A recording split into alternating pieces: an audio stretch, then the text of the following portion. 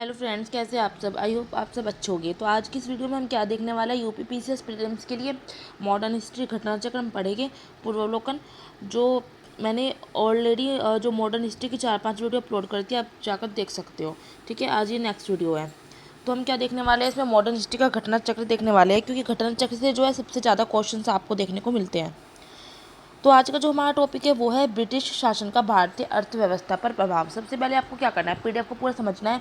उसके बाद पीडीएफ के आपको नोट्स बनाने हैं एंड उसको रिवाइज याद करना है। सबसे पहले उसको रिवीजन करना है एंड फिर आपको लगानी है टेस्ट सीरीज। उसके बाद आप टेस्ट सीरीज में जो क्वेश्चन है ना, उसको आपको किस तरह से आप एलिमिनेशन करते हो क्वेश्चन में और किस तरह से आप अपनी समझ बनाते हो, क्योंकि क्वेश्चन यहीं से बनते हैं, बाहर से नहीं बनते। तो उसके बाद आपका प्री का जो है बेस तैयार हो जाता है, आप प्री के क्वेश्चन निकाल लेते हो। ठीक है, तो हमारा आपका टॉपिक है ब्रिटिश शासन का भारतीय अर्थव्यवस्था पर प्रभाव। सबसे पहले हम इसमें पढ़ेंगे स्थायी बंदोबस्त प्रणाली। काफ़ी इंपॉर्टेंट है, एग्जाम में क्वेश्चन पूछे जाता है प्री के। मैं सिर्फ आपको वही पढ़ाऊंगी जो प्री के लिए बेस्ट है। मैं ये नहीं दूंगी आपको कि मैंने भर भर के दे दिया सबकी तरह, जैसे यूट्यूब पे भर भर के देते हैं कि ये भी पढ़ो वो भी पढ़ो। ऐसा नहीं, सिर्फ आपको प्री क्लियर करने के लिए इतना पढ़ना है कि आपका प्री क्लियर हो जाए। ठीक है, स्थायी बंदोबस्त प्रणाली में सबसे पहले क्या पूछा जाएगा कि कब हुई थी लागू। तो 1793 में हुई थी। किसने की थी, इसके जनक कौन है? तो इसके जनक है लॉर्ड कॉर्नवालिस। ठीक है, ये किसके क्यों आई थी ये स्थायी बंदोबस्त प्रणाली? तो यह स्थायी बंदोबस्त प्रणाली भू राजस्व व्यवस्था के लिए आई थी। 1793 में आई थी। इसके जनक लॉर्ड कॉर्नवालिस है। भू राजस्व के लिए आई थी स्थायी बंदोबस्त प्रणाली। अब स्थायी बंदोबस्त प्रणाली के बहुत सारे नाम हैं। कभी आपको एग्जाम में स्थायी बंदोबस्त प्रणाली नहीं देगा, कभी आपको ये दे देगा इस्तेमरारी जो प्रणाली है उसकी जो ये कब लागू हुई थी। अब आप सोचोगे इस्तेमरारी तुमने पढ़ी ही नहीं है। तो स्थायी बंदोबस्त प्रणाली के ही नाम है, इस्तेमरारी भी कहते हैं इसको, जागीरदारी भी कहते हैं, मालगुजारी भी और बिस्वेदारी भी। ठीक है, तो ये नाम आपको याद रखने हैं। 1793 में आई थी, इनमें से कुछ भी पूछ सकता है। यह व्यवस्था बंगाल, बिहार, उड़ीसा और उत्तर प्रदेश के वाराणसी तक लागू है। याद रखना, एग्जाम में पूछा जाता है क्वेश्चन, बंगाल, बिहार, उड़ीसा और उत्तर प्रदेश के वाराणसी तक। ब्रिटिश भारत के क्षेत्रफल का 19% हिस्सा शामिल है। पूछा जाता है कि स्थायी बंदोबस्त प्रणाली में कितने प्रतिशत हिस्सा शामिल है? तो 19%। अब स्थायी बंदोबस्त प्रणाली में जो है भूमि का स्वामी कौन होता था? तो भूमि का स्वामी उसमें जमींदार होता था। ये इंपॉर्टेंट चीज़ है, याद रखना। ठीक है, भूमि का स्वामी जो है जमींदार होता था। जमींदार किस में होता था भूमि का स्वामी? स्थायी बंदोबस्त प्रणाली में।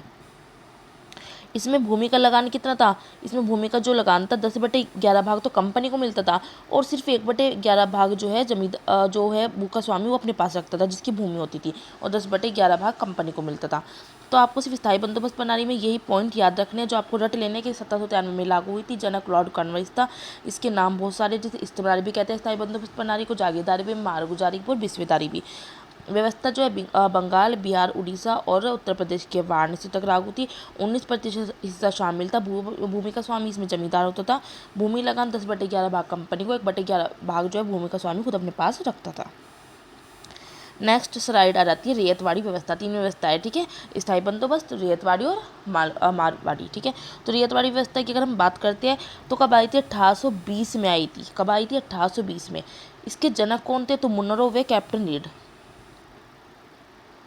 ठीक है, मुनरो व कैप्टन रीड थे इसके जनक। हेक्टर मुनरो है वैसे इसका नाम। ये तमिलनाडु के 12 महज जिले में लागू हुई थी। जैसे हम कह सकते हैं मद्रास, बम्बई, पूर्व बंगाल, असम और कुर्ग। ये पूछ जाता है, इन्हें हल्के में मत लेना। आप सोचो कि ये स्किप कर दो, इन्हें हल्के में मत लेना। ये यहीं से आता है क्वेश्चन कि ये कहाँ लागू किया जाएगा, मद्रास में या बम्बई या पूर्व बंगाल, असम और कुर्ग। कई कई एग्जाम में मद्रास बहुत पूछा गया है, बम्बई भी बहुत पूछा गया है और कुर्ग असम में भी पूछा गया है। ठीक है, तो पूर्वी बंगाल भी आ सकता है। तो आपको अच्छी तरह से करना है। इसमें मैंने आपको बताया था जो स्थायी बंदोबस्त प्रणाली थी उसमें कितना हिस्सा था, उसमें 19% था। अब इसमें 51%। देखिए कितना ज़्यादा, 51%। सबसे ज़्यादा लगाने की जो दर थी ऊंची थी सबसे ज़्यादा किसमें? रेतवाड़ी में। ठीक है, सबसे ज़्यादा रेतवाड़ी में व्यवस्था में ऊंची थी लगाने की दर। कितनी थी? 51% थी। इसमें भूमि का स्वामी कौन होता है? जब मैंने बात की थी स्थायी बंदोबस्त की तो भूमि का स्वामी जमींदार खुद था, लेकिन इसमें भूमि के स्वामी की बात की तो इसमें किसान ही होता है भूमि का स्वामी, खुद किसान इसमें भूमि का स्वामी होता है। प्रत्यक्ष, अप्रत्यक्ष और व्यक्तिगत रूप से सरकार को भू राजस्व का भुगतान क्या करना होता है? स्वयं ही करना होता है, क्योंकि इसमें किसान ही क्या है? भूमि का स्वामी है। ठीक है, तो आपको इतने से पॉइंट इसमें याद रखने हैं। रेतवाड़ी व्यवस्था कब आई थी? 1820 में आई थी। हेक्टर मुनरो और कैप्टन रीड इसके जनक थे। तमिलनाडु के 12 महज जिले में लागू थे। बात करें तो मद्रास हो गया, बम्बई, पूर्वी बंगाल, असम और कुर्ग में लागू थी। 51% हिस्सा सबसे ऊंची लगान दर इसमें थी। भूमि का स्वामी इसमें किसान खुद ही होता था। इसमें सरकार को भू राजस्व का भुगतान स्वयं करना पड़ता था। ये क्वेश्चन पूछा गया, इसलिए मैंने यहाँ पे लिखा है। अब आ जाती है नेक्स्ट जो है प्रणाली, वो है मालवाड़ी प्रणाली। मालवाड़ी प्रणाली जो है ग्राम और महल के साथ स्थापित थी। किसमें, मतलब इसमें जो, जैसे मैंने कहा था स्थायी बंदोबस्त में भूमि का स्वामी जमींदार था और रियायतवाड़ी में भूमि का स्वामी किसान खुद था। अब मालवाड़ी पद्धति में क्या था, भूमि का स्वामी तो ग्राम मतलब गांव और महल के साथ स्थापित हुई थी। यह कहाँ कहाँ लागू थी, उत्तर प्रदेश में, मध्य प्रांत और पंजाब। ये पूछा गया मध्य प्रांत बहुत बार, ठीक है। मध्य प्रांत, उत्तर प्रदेश और पंजाब में मालवाड़ी पद्धति लागू थी। इसमें 30% हिस्सा था।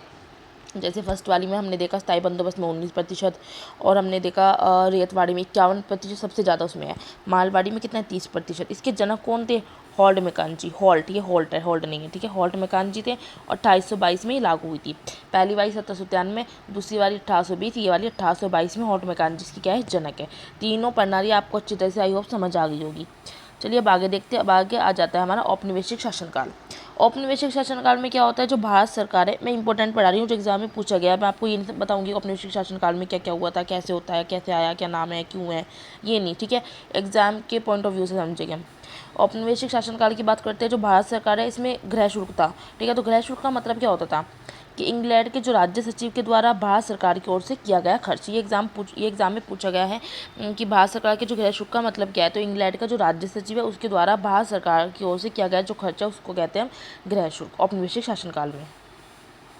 अब इसमें जो खर्च किया गया था, अब उसमें कौन कौन सा खर्च शामिल था, तो इसमें शामिल व्यय की बात करते हैं। एग्जाम में क्वेश्चन पूछा गया है, ठीक है, कि जो भारत सरकार द्वारा जो खर्च था उसमें खर्च में कौन कौन सा है। तो आपको ऑप्शन दे देगा, 4 ऑप्शन दे देगा, या तो कोई इनमें से कौन सा करेक्ट, आप कहोगे सभी सही है, या कह देगा इनमें से कौन सा नहीं है, गलत दे देगा कुछ। तो शामिल व्यय ये आपको अच्छी तरह से क्या करने हैं, ये आपको याद करने अच्छी तरह से। तो पहला क्या है, पहला जाता है भारतीय सार्वजनिक ऋण आ जाता है, ठीक है। भारतीय सार्वजनिक ऋण, सार्वजनिक मतलब पब्लिक वाला, ठीक है। और क्या है, रेल पर लगाई गई पूंजी, जितना पैसा लगाया है। सैनिक और अन्य सामग्री की लागत कितनी हुई है। इंग्लैंड में दिए नागरिक और सैनिक शुल्क आ जाते हैं इसमें। और क्या जाता है इसमें, इंग्लैंड में राज्य सचिव का सारा व्यय, यह पूछा गया था। इंग्लैंड में राज्य सचिव का सारा व्यय, और ये वाला भी पूछा गया था। भारत सरकार के द्वारा यूरोपीय अफसरों को दिए गए भत्ते और पेंशन, तो इसमें व्यय में सब शामिल हो जाते हैं, ठीक है। नेक्स्ट आ जाता है धन का बहिर्गमन। इंपॉर्टेंट टॉपिक है, ये अलग टॉपिक है, ये हेडिंग है वैसे, ठीक है, आप हेडिंग भी मान सकते हो, इंपॉर्टेंट है काफ़ी ज़्यादा। धन का बहिर्गमन सिद्धांत किसने दिया था, इस बार भी पीसीएस में पूछा गया था, जो प्री एग्जाम आया था, ठीक है।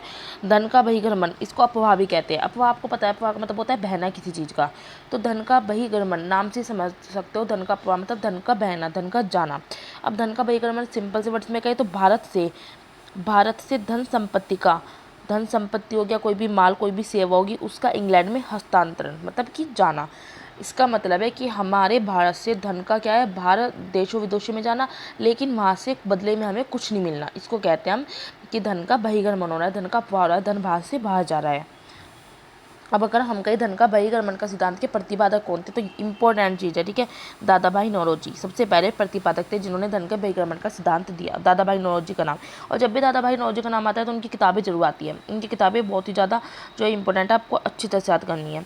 तो दादा भाई नौरोजी की किताबों की बात करते हैं तो पहली है England is dept to India, England's dept to India, मेरे साथ बोलिए, इंग्लैंड डेप्ट टू इंडिया, ठीक है, फर्स्ट बुक। एक बुक इनकी बहुत ही ज़्यादा चर्चित है, बहुत ही ज़्यादा फेमस है, वो आपको याद रखनी है, poverty and unBritish rule in India, was published in 1901। मतलब ये जो है 1901 में इनकी बुक पब्लिश हुई थी, कौन सी, poverty and unBritish rule in India, यहाँ तक है ये बुक, ठीक है। ये बुक है और ये तो लिखा है इसका पब्लिश कब हुई थी, ये poverty and unBritish rule in India कब आई थी, 1901 में ये आई थी। एक इनकी बुक है the wants and means of India, the wants and means of India, किसकी है ये, दादा भाई नौरोजी की। और एक बुक है इनकी on the commerce of India, यह भी क्या है, दादा भाई नौरोजी की। तो मैंने 4 बुक आपको दादा भाई नौरोजी की देखिए याद करवा दी। पहली इंग्लैंड डेप्ट टू इंडिया, दूसरी कौन सी है, poverty and unBritish rule in India, third कौन सी है, the wants and mean of India. सारी देखिए इंडिया पे ही आ रही है, सारी इंडिया पे खत्म हो रही है। अगली कौन सी, on the commerce of India, ठीक है। तो धन का बहिर्गमन सिद्धांत क्या है कि हमारे भारत का धन बाहर जाना, लेकिन बदले में कुछ नहीं मिलना। दादा भाई नौरोजी क्या थे, पहले प्रतिपादक थे इसके। रमेश चंद्र दत्त का नाम भी धन के बहिर्गमन सिद्धांत से जुड़ा हुआ है, क्योंकि इन्होंने भी सिद्धांत पे क्या दिया था, बल दिया था। किसने, रमेश चंद्र दत्त ने। अब रमेश चंद्र दत्त की पुस्तक का नाम भी पूछ जाता है।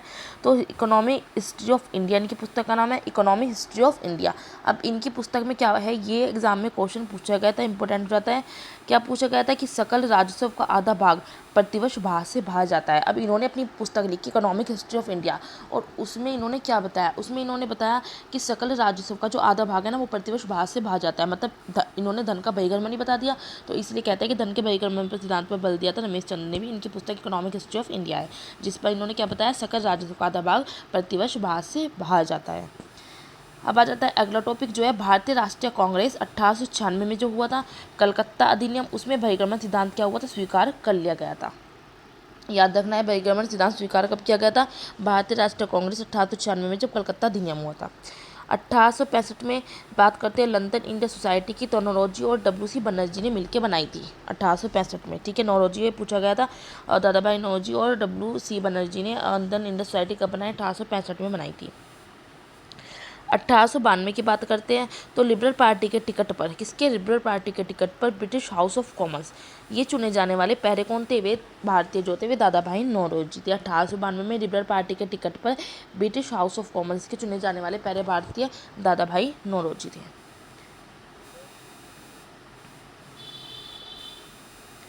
आगे जाता है अब अगली स्लाइड में, क्या है आपका इंपीरियल प्रेफरेंस, इसका मतलब पूछ जाता है कि इसका मतलब है क्या, ये वर्ड दे देगा आपको बताएगा, और इस वर्ड का जो है शाब्दिक अर्थ क्या है, इंपीरियल प्रेफरेंस क्या होता है।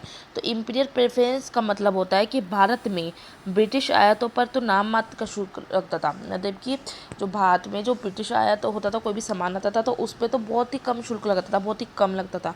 लेकिन जब भारत के निर्यात होता था तो ब्रिटेन में भारी शुल्क लगाया जाता था, तो उसको कहते हैं इंपीरियल प्रेफरेंस। ठीक है, इंपीरियल प्रेफरेंस का मतलब आपको अच्छी तरह समझ आ गया होगा कि भारत में ब्रिटिश आयातों पर तो नाम मात्र का शुल्क, लेकिन जब क्या होता था, भारत के निर्यातों पर ब्रिटेन में बहुत ज़्यादा शुल्क लगाया जाता था। बिहार में जो है परमानेंट सेटलमेंट है, भू राजस्व का निर्धारण करना। बिहार में जो परमानेंट सेटलमेंट है उसका अर्थ क्या होता है कि भू राजस्व का निर्धारण करना। पंजाब भूमि हस्तांतरण अधिनियम जो 1900 में आया था, क्यों आया था, किसानों की भूमि जो है गैर किसानों के पास थी, किसानों की भूमि गैर किसानों के पास थी, इसलिए क्या आया था, पंजाब भूमि हस्तांतरण अधिनियम। असम में चाय कंपनी पूछा जाता है, बहुत इंपॉर्टेंट है। असम में चाय कंपनी की शुरुआत 1839 में हुई। नजीरा में असम की कंपनी का मुख्यालय है, कहाँ पे, नजीरा में असम की कंपनी का मुख्यालय है। असम में चाय की कंपनी कब लगती है, 1839 में। और जो असम में बात करते हैं तो द असम कंपनी, क्या, द असम कंपनी सबसे पुरानी कंपनी है, चाय कंपनी। ठीक है, ये क्वेश्चन जो है पीसीएस में पूछा गया था, मैंने लगा दिया यहाँ पे कि जो जजमानी प्रणाली कहाँ पे लागू है, तो उत्तर भारत में है जजमानी प्रणाली। बाला बलूट प्रणाली की बात करते हैं तो महाराष्ट्र में है, मिरासी तमिलनाडु में, अडाडे कर्नाटक में है। ये पीसीएस एग्जाम में पूछा गया है, तो ये अच्छा लगा था मुझे, क्वेश्चन इंपॉर्टेंट भी है, पूछा जा सकता है घुमा फिरा के, तो इसलिए आपको याद करना है। जजमानी प्रणाली उत्तर भारत की है, बाला बलूट महाराष्ट्र की, मिरासी तमिलनाडु की और अडाडे कर्नाटक की है। अब आ जाता है, ये क्वेश्चन में पूछा गया था कि औरंग जो है वो एक फारसी शब्द है, ठीक है, जिसका अर्थ क्या होता है, गोदाम। देखिए औरंग आप नहीं समझ पाओगे, बिल्कुल भी आइडिया नहीं लगाओगे कि औरंग का मतलब क्या होता है, गोदाम। तो औरंग क्या एक फारसी शब्द है जिसका अर्थ क्या है, गोदाम है। बेनियान का क्या है, ये ईस्ट इंडिया कंपनी के भारतीय एजेंट होते थे। East India company British company है, तो उसके भारतीय एजेंट है, उनको कहते थे बेनियान। मिरासीदार का मतलब क्या है, राज्य का नामित राजस्व है, राज्यों को नामित राजस्व थोड़ा बहुत रेवेन्यू मिलता है, उसको कहते हैं मिरासीदार। ठीक है, भारत में जो है ब्रिटिश आर्थिक नीति घिनौनी बहुत थी, तो ये कार्ल मार्क्स ने कहा था। कार्ल मार्क्स का कथन क्या है, कार्ल मार्क्स ने कहा था कि जो भारत में ब्रिटिश आर्थिक नीति ना बहुत घिनौनी है, बहुत गंदी है।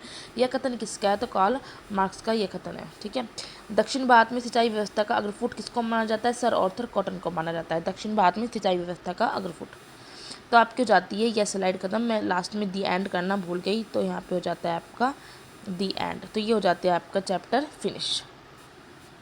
आपको क्या करना है, देखिए अब आपको स्टार्टिंग से देखना है। सबसे पहले आपको चैप्टर का नेम डाल लेना है, ब्रिटिश शासन का भारतीय अर्थव्यवस्था प्रभाव, और कोशिश करिए जो मैंने पीडीएफ दिया आपको, ये आप एक ही पेज में सब कुछ लिख दो। ठीक है, ये देखिए कितना सा है, आप रजिस्टर पे लिखोगे तो थोड़ा सा कॉर्नर पे डाल दो, उसके बाद आपको रेतवाड़ी व्यवस्था थोड़ी सी कॉर्नर पे करनी है, मालवाड़ी प्रति कॉर्नर पे, हो सके तो इस तरह एक लाइन में ही जो है जैसे रजिस्टर के पेज पे इस तरह तीनों एक साथ लिख दो कि यहाँ पे आ गई आपकी स्थायी बंदोबस्त, फिर यहाँ पे रेतवाड़ी, फिर यहाँ पे मालवाड़ी। ठीक है, इस तरह से। फिर उसके नीचे आप थोड़ा सा औपनिवेशिक शासनकाल के बारे में लिख दो ये। उसके बाद अगली स्लाइड का थोड़ा सा लिख दो ये जो है इस तरह बना के लिख देना, ये इस तरह अच्छे खासे आपको याद रहते हैं। ठीक है, फ्लो चार्ट में। उसके बाद ये धन का बहिर्गमन जो ये वाई स्लाइड है ये एक तरफ लिख दो, इतना कोने में आ गया जैसे ये, ठीक है। दादा भाई नौरोजी की बुक्स लिख दो सारी, कौन कौन सी है। अगली स्लाइड में रमेश चंद्र दत्त का और उनकी पुस्तक का नाम लिख देना। फिर ये थोड़ी सी फैक्ट लिख के वो कोने में इस तरह कर करके जैसे मतलब अगर आपने ये फैक्ट लिखा है तो उस पर एक तरह से रेड पेन से इस तरह गोला सा बना दो, ठीक है। तो आपको ये वीडियो अच्छी तरह से देखनी है एंड पीडीएफ को अपनी कॉपी में नोट कर लेना है। उसके बाद आपको क्या करना है, अच्छी तरह से रिवीजन करना है। चलिए मिलते हैं हम नेक्स्ट वीडियो में। नेक्स्ट वीडियो में मैं नेक्स्ट टॉपिक लेके आऊँगी, इतने आप इसको लर्न करना है एंड मैं सारे आपको घटनाचक्र जल्दी अपने चैनल पर प्रोवाइड कराऊंगी। वीडियो अच्छी लगे तो आपको क्या करना है, लाइक करना है, शेयर करना है एंड कमेंट्स करके आपको मुझे बताना है।